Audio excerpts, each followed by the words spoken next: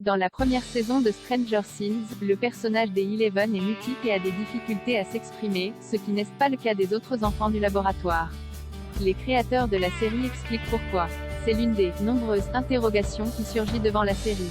Lorsqu'Eleven, Millie Bobby Brown, fait son apparition dans la première saison de Stranger Things, l'héroïne apparaît effrayée, mais surtout mutique.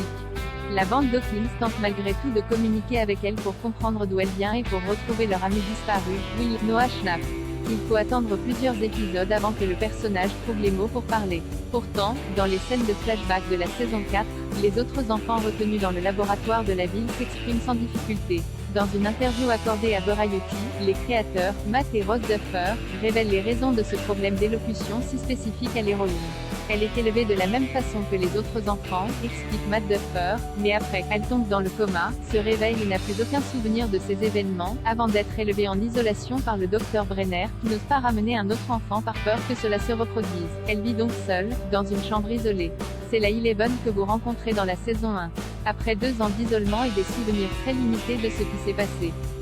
C'est l'une des raisons qui explique ces problèmes de communication. Le créateur et scénariste précise que les téléspectateurs en découvriront davantage dans le volume 2, disponible sur Netflix le 1er juillet prochain. Cette seconde partie est composée de 2 épisodes, le 8e et le 9e.